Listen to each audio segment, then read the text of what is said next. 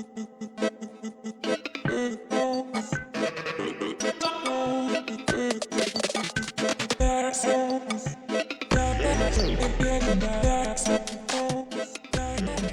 movie nerds, and welcome back to Cinematic Sarcastic, a podcast that talks all things movies and television. I'm Natalie, and I'm your host. On today's episode, we are going to talk about the movie Sisu. I am very late getting to the party on this one. It, I think, dropped at the very end of April, and for whatever reason, I just didn't get to the theater. And then very shortly after that, I did get sick. My voice still sounds a little bit wonky, but I am starting to sound a little bit more normal these days, thank goodness. Now, when this came out on digital streaming, I knew I was very interested in watching it. I had heard some really great reviews around it. I was pretty bummed that I had not made it to the theater to see it. In hindsight, after watching, I will say I am actually glad that I did not watch this one in the theater, because I don't think that I would have made it through the whole film if I had seen it on the big screen. That being said, I do not want that to sort of sound as though I think that this movie was not a good one. Quite the opposite. But I think that it's just not the type of movie that I would have been able to stomach, we'll say, on a big screen.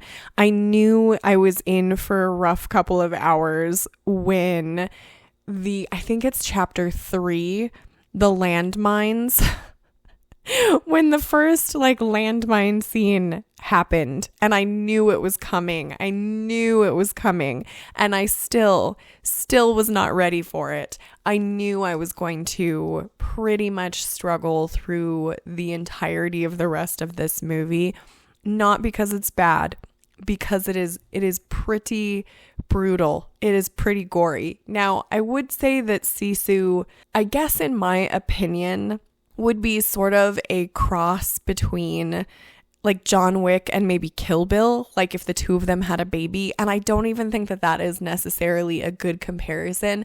I think John Wick only in that it is a solo front character. There is only one main character that you are following throughout the entire movie, who is just generally a badass, and very, renowned for being a badass. But beyond that, I wouldn't really say that there are very many comparisons between Sisu and John Wick.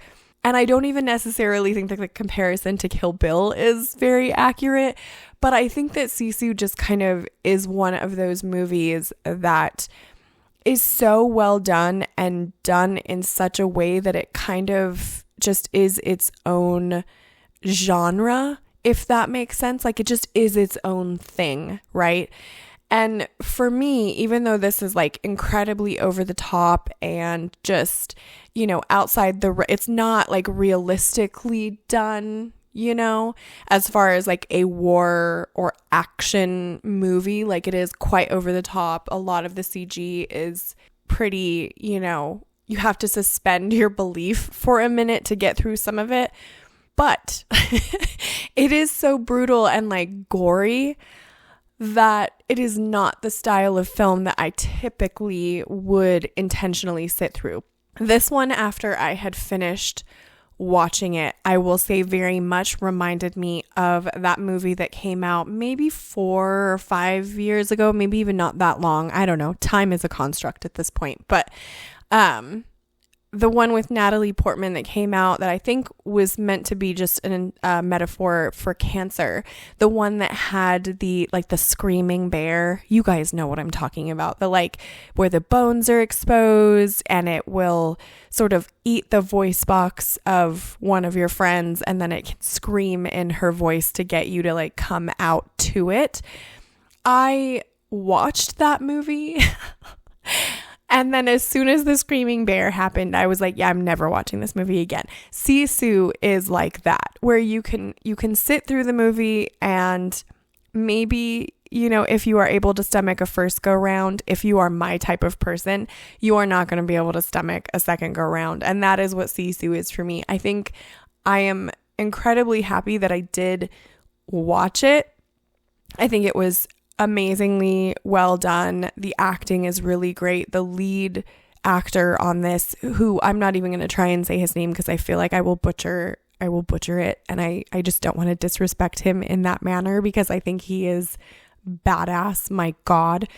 But just like the incredibleness of the film in general, and I think I heard something somewhere that it only cost like 6 million euros to make this film, and considering that Hollywood spends like 3 times that to make movies that just tank, this was amazing and blew me away. But I definitely am not the type of person, and I think I have mentioned this in a couple of episodes previous, that I really don't like blood, guts, and gore. I really don't like slasher movies and things like that because my brain is just wired weird, and I don't like things that are too realistic as far as like blood, guts, and gore goes, or too much blood, guts, and gore, because I do sort of internalize that a bit, and my brain does give me like nightmares and things. So I just try and stay away from movies like that.